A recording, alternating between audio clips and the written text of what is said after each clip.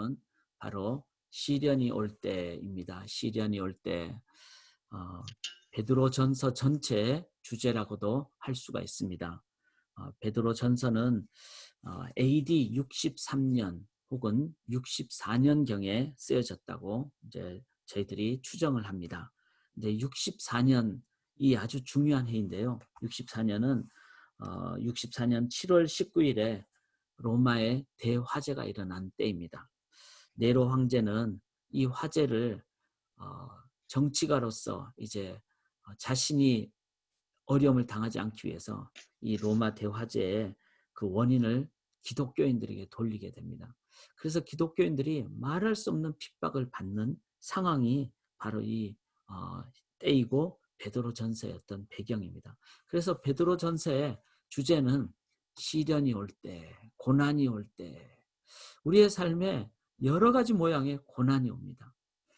이 고난이 올 때 우리가 어떻게 돼야 될 것인가? 어떻게 극복할 수 있을 것인가? 이것이 이 고린도전서, 베드로전서의 핵심이라는 걸 우리 기억하면서 길지 않은 장이지만 우리들이 고난에 대해서 온전하게 이제 바르게 준비하고 정복하는 그런 저희들이 될 수 있기를 원합니다. 저희가 오늘부터 이제 베드로전서를 묵상하는데 고린도전서를 읽다가 또 베드로서를 읽게 되면은 이제 문체가 좀 달라지죠. 또 상황도 달라지죠. 그래서 새벽에 그냥 단순히 한번 읽고 큐티를 한다 이러면은 참 쉽지 않습니다. 무슨 말인지도 모르겠고 우리가 구원은 하나님의 은혜로 공짜로 받았죠. 정말. 그러나 공짜가 아니죠. 예수님이 죽으신 핏값이죠. 그래서 우리에게 사랑으로 은혜로 거저 주셨기 때문에 우리가 공짜라 그러는 거지 그 가치는 어마어마한 것입니다. 그래서 우리가 은혜를 너무 쉽게 값싸게 생각하면 안 되죠. 마찬가지입니다. 하나님의 말씀은 성령께서 인도해 주시기에 그 말씀은 실은 핵심이 있습니다. 막 복잡하거나 그렇지 않습니다. 그러나 그 말씀을 깊게 읽고 바르게 읽기 위해서는 우리가 이 말씀을 대하는 자세가 적어도 이 네 가지는 돼야 됩니다. 하나는 뭐죠? 글로 쓰여졌고 또 당시의 배경도 있고 이렇기 때문에 이제 이 내용이 어떤 내용일까를 한번 찬찬히 읽어보는 관찰이 필요합니다. 그래서 저희가 새벽 이렇게 함께 말씀을 나누는 것은 이제 이런 부분을 같이 하는 거죠. 관찰을 같이 하고 그리고 이 부분에 대한 해석 또한 어떤 것이 맞을까를 그래서 관찰과 해석은 실은 이렇게 새아침 기도회 때 항상 같이 하면 좋습니다. 서로 도움을 주고 받을 수가 있기 때문에. 그리고 여러분들이 꼭 하셔야 될 것은 이제 개인 기도 하실 때 우리가 개인 기도를 이 이제 새아침 기도에 마치고 하잖아요. 개인 기도 하실 때 한 번 더 말씀을 내가 곱씹어야 됩니다. 그리고 나에게 주신 말씀이 뭘까를 그때 말씀이 나한테 딱 힘을 주는 그 부분이 있을 때 이게 묵상이 온전히 된 겁니다. 말씀은 내 발의 등이요 길이요 생명이고 하나님의 능력 찔러 쪼개는 그 만나요 수술용 칼이기 때문에 묵상은 내가 변화가 되는 깨달음이 있어야 됩니다. 그것을 하루 종일 계속 묵상을 반복하시면서 적용하시는. 그래서 이 네 가지 관찰, 해석, 묵상, 적용은 우리가 말씀을 제대로 볼 수 있는 하나의 어떤 자세, 방법이라는 걸 기억하시면서 우리가 베드로전서를 오늘도 1절부터 12절까지인데요. 자, 고난이 올 때 우리가 함께 관찰도 하고 해석도 하기를 원합니다. 자, 고난이 여기 본문에서는 저도 아침에 다 읽을 때 막 처음 읽으니까 잠이 덜 깨면 무슨 말인지 모르죠. 그런데 찬찬히 하나하나 관찰을 해보면요. 이렇게 나옵니다. 1절 한번 보시면 예수 그리스도의 사도 베드로는 본도, 갈라디아, 갑바도기아, 아시아와 비두니아에 이렇게 나오죠. 그러니까 본도, 갈라디아, 갑바도기아 어딘지 잘 모르잖아요. 그래서 이제 이런 부분은 조금 성경을 뭐 베드로전서 1장 1절 이렇게 인터넷에 해보시면은 이제 터키 위쪽 지방이다, 아시아 지방이고 터키 위쪽 지방이다 이런 것을 알게 됩니다. 그러니까 터키 위쪽 지방이면은 예루살렘부터 어떨까요? 이제 많이 떨어진 곳이잖아요. 그러니까 그만큼 복음이 전파된 그래서 AD 64년경까지 됐으니까 예수님 부활 승천하신 후에 한 30여 년이 지났으니까 복음이 능력 있게 막 전파가 된 겁니다. 그런데 그냥 전파됐나요? 지난주에 우리 김영환 목사님 설교처럼 흩어진 스케럴드, 이건 이제 핍박을 받아서, 그렇지만 그건 누가 주권적으로 행하신 거죠? 하나님 행하신. 그러나 실제의 어떤 그 느낌의 상황은요, 핍박받아서 흩어진 상황이에요. 그래서 흩어진 나그네, 이걸 통해서 우리가 뭘 볼 수 있습니까? 아, 지금 초대교회 성도님들이 흩어지게 될 만큼 고난을 겪었구나. 여러분, 내가 지금 살고 있는 그 고향, 아니면 뭐 내가 기득권을 갖고 있는 곳을 어느 날 핍박을 받아서 다 버리고 떠난다. 저희가 한국 전쟁이 있었을 때 이북에 계신 분들이 다 떠날 수밖에 없었잖아요. 다 뭐 논도 그냥 놔두고 다 떠날 수. 그런 상황이면 어떻죠? 엄청난 고난입니다. 이 고난임을 기억하셔야 됩니다. 3절에도 하반부에 보면은 산 소망 있게 하시며. 자, 소망은 언제 갖는 것이죠? 힘들고 어려울 때 갖는 거예요. 그러니까 지금 이 고린도 전세 상황은 참 큰 핍박과 고난이 있었다. 산 소망을 요구할 만큼 고난이 있었다. 6절도 보시면요. 그러므로 너희가 이제 여러 가지 시험으로 말미암아 잠깐 근심하게 되지 아니할 수 없으나 여러 가지 시험이라고 그랬어요. 여러 가지 시험. 이런 시험이 정말 고린도 성도님들께, 제가 계속 헷갈리네요. 그 베드로 전서를 받는 이 소아시아에 있는 성도님들께 계속 큰 고난이 있었습니다. 7절도 한번 보시면요. 불로 연단하여, 이렇게 나오죠. 그러니까 로마의 대화제, 이런 엄청난 상황을 겪게 됩니다. 자, 그래서 우리가 이 베드로 전서를 이제 며칠 동안에 정말 확실하게 묵상하고 적용을 하면요, 앞으로 평생 내 살아가는 동안에 고난이 올 때 어떻게 할 것인가. 자, 이때 오늘 본문을 보면서 사도 베드로는요, 어떻게 이것을 했는가. 자, 2절 한번 보실까요?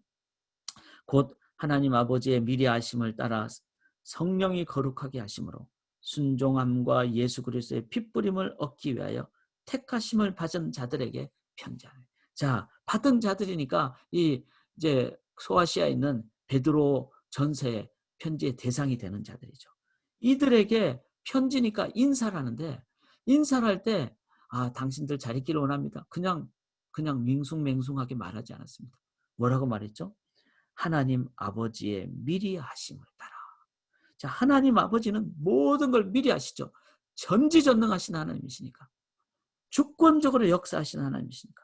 그 2절 끝부분에 보면은 택하심을 받은 자들이. 하나님이 택하셨어요. 그러니까 하나님을 붙잡은 손 놓을까요? 절대로 안 놓습니다. 아버지 하나님이신데.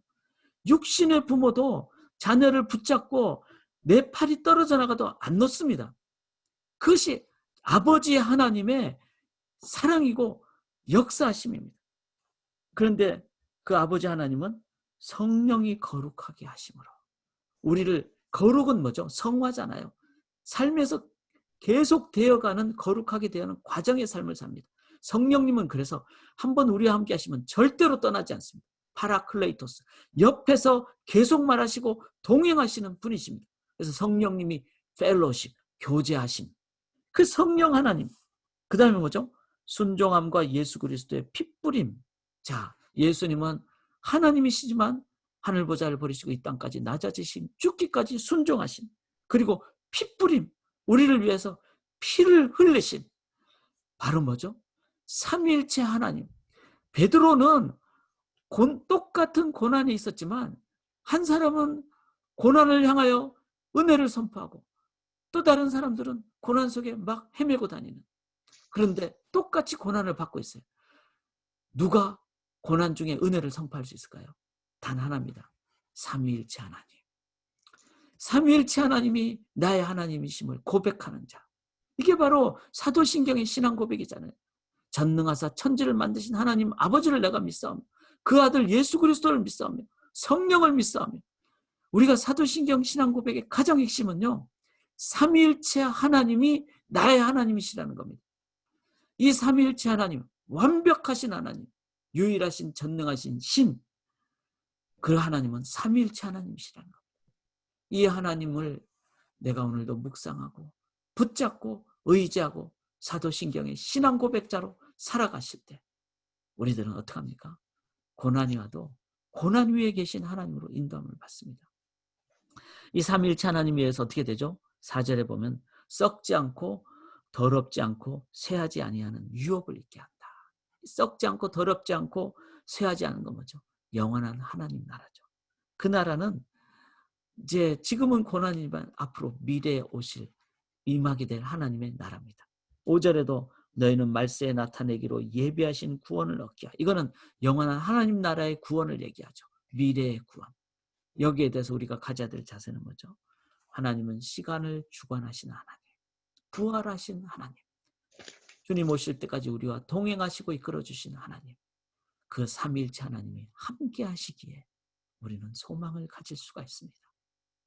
중요한 것은요, 미래가 확실하기 때문에 그러면은 시간의 현재의 묶음이 연속이 바로 미래로 인도하듯이 성도는 이 확실한 미래를 갖고 있는 자들은 현재 어떻게 합니까? 고난을 이겨낸다는 겁니다. 그래서 신앙인은 미래만 바라보지 않습니다. 그리고는 막 한탄만 하고 그러지 않습니다. 아, 미래 없이 나는 이 땅에서 잘 먹고 잘 살 거야. 그렇지도 않습니다. 진정한 신앙인은 확실한 미래에 대한 산소망. 여러분, 우리가 스마트폰을 다 갖고 있을지를 누가 어떻게 알았어요? 저는 어릴 때 그 미국 드라마 스타트랙이라는 드라마를 아주 자주 봤는데요. 거기에 지금처럼 저희가 완벽하게 사용하고 있는 그 스마트폰을 그때 지금부터 한 20, 30년 전이죠. 그걸 영화에서 다 보여줬어요. 저는 그거 보면서 아, 저거는 그냥 드라마니까, 영화니까. 그런데 어떻습니까? 지금 다 갖고 있잖아요. 애들도 갖고 있어요. 미래, 완벽한 하나님의 미래를 우리가 그렇지 않을 거야, 아니면 안 올 거야, 절대로 속단하지 마십시오. 불과 20, 30년도 안 된 사회에, 시대에 이렇게 세상이 완전히 뒤집어질 듯이 바뀌어졌습니다. 영원하신 하나님 나라에 진짜 눈물도 없고 아픔도 없고 고통도 없는 그 나라는 반드시 있습니다.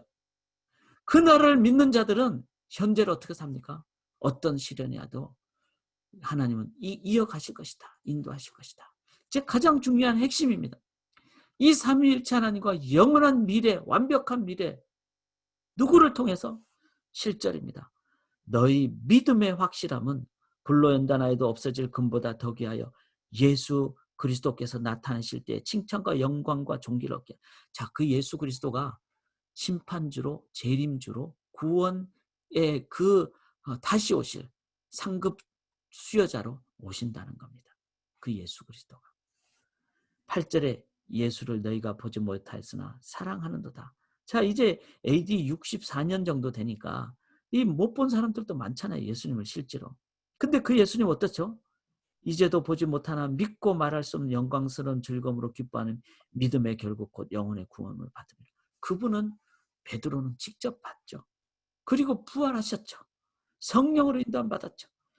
결국 자기도 지금 예수님 못 보고 있지만 그 예수님은 오셨고 약속대로 오셨고 그리고 죽으셨고 부활하셨고 성령으로 함께 하시고 그 예수님을 내가 믿을 때 9절에 믿음의 결국 영혼의 구원을 받는 믿음으로 나아갈 때 그 예수님은 지금도 살아 계시기에 역사하시고 그리고 예수님은 AD 30년 40년의 사람들 위해서만 죽으신 것이 아니라 하나님이 세상을 이처럼 사랑하사 자기 아들을 독생자를 보내시고 죽이신 것은 우리까지 역사 속에 있는 모든 사람을 위해서 죽으신 부활하신 십자가의 능력, 그 예수님의 능력은 우리까지도 위함이기 때문에 우리가 예수님을 믿고 의지할 때 우리는 오늘도 살아서 역사하시는 예수님의 능력으로 나아가게 된다는 것입니다. 그래서 우리가 삼위일체 하나님 산소망을 누구를 통해서? 예수 그리스도, 씨앗이 되신 예수 그리스도를 통해서 우리가 열매로 나아가게 되는. 자, 사랑하는 여러분, 오늘의 결론은요. 삼위일체를 믿지만 삼위일체 출발은 뭐죠? 제가 고린도후서 13장 13절, 저희가 어제까지 고린도 전서를 봤는데요. 이제 바울은 그 정말 그냥 던져버리고 놔버리고 그냥 짓밟고 싶은 고린도 교회를 향해서 하나님의 교회니까 끝까지 사랑하죠. 뭐 때문에? 예수 그리스도 때문에. 그래서 나는 십자가 외에는 아무것도 알지 아니하기로 작정했다 그랬잖아요. 그 십자가 때문에 고린도 교회를 끝까지 사랑하게 되고, 그렇게 십자가 때문에 믿음으로 나아가니까 고린도 후서가 있게 되고, 고린도 후서는요 13장 13절이 마지막 장 마지막 절입니다. 뭐죠? 축도예요. 여러분, 축도의 순서가 뭐죠? 우리 주 예수 그리스도의 십자가의 구속의 뭐죠? 은혜와 하나님 아버지의 무한하신 사랑하심과 성령님의 동행하심, 이게 바로 축도예요. 축도의 출발은요 성부, 성자, 성령이 아닙니다. 성자부터 시작합니다. 왜 그렇죠? 삼위일체 하나님으로 가까이 나가는 되는 죄를 지은 우리들이 십자가의 보혈을 의지하지 않고서는 은혜가 없이는 나갈 수가 없기 때문에. 그래서 오늘의 결론은요 축도입니다. 축도의 출발은 예수님의 은혜, 주님의 은혜 붙잡을 때 성부 하나님의 주권과 사랑으로 인도함 받고 예수 그리스도의 영인 성령으로 인도함 받을 때 우리들은 완벽한 하나님의 나라를 소망하게 되고 어떤 고난이 와도 오히려 기뻐합니다. 여기 오히려 크게 기뻐한다 그랬잖아요. 오히려 기뻐합니다. 왜? 이때야말로 전도의 기회고 하나님 살아계시님의 선포의 기회고 내가 고난 중에서도 넉넉하게 이기고 가는 나 자신을 보면서 옆에 있는 사람들이 과연 이 사람은 하나님의 사람이구나, 이걸 깨닫게 되기 때문에 그 첫 출발이 뭐죠? 축도의 출발, 예수 그리스도의 은혜, 십자가의 은혜를 의지할 때 삼위일체 하나님으로 영원한 소망으로 인도함 받습니다. 사랑하는 여러분, 오늘 아침에 저희가 이 말씀을 나누는데요, 여러분 꼭 잊지 않기를 원합니다. 잊지 않기 원해서 오늘 키워드는요 축도입니다. 그래서 오늘은 제가 개인기도 시작할 때 7월 이제 금년 하반기잖아요. 제가 축도함으로 그 다음에 여러분 개인기도 할 수 있기를 원합니다. 이 말씀을 의지하면서 우리 안에 예수님이 부활하셔서 지금 함께 하십니다.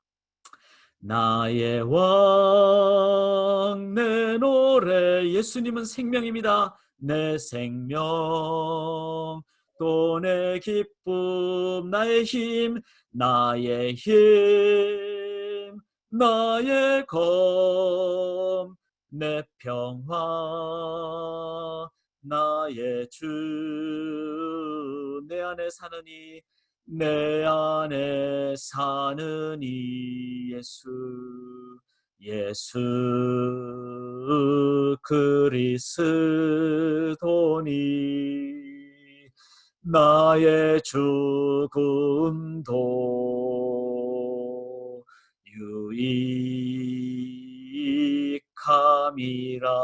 유익함이라멘. 죽음 같은 고난 속에서도 예수 그리스도를 믿음으로 죽음의 위험 속으로 다가가셔서 부활을 선포하시는 우리 성도님들 되시도록 오늘도 믿음, 소망, 사랑으로 또 삼위일체 하나님 그리고 십자가 예수 그리스도 의지함으로 승리하시고 평생 승리하시는 우리 성도님들 되시기를 주님의 이름으로 간절히 기원합니다. 제가 축도하겠습니다.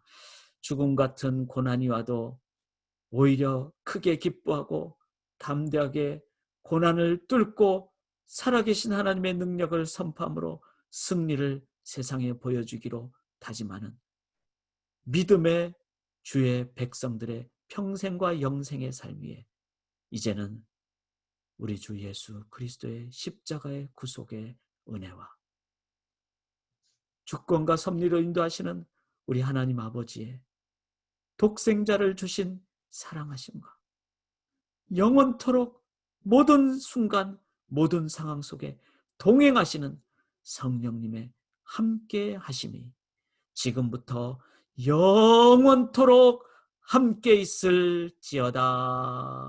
아멘. 믿음으로 개인 기도를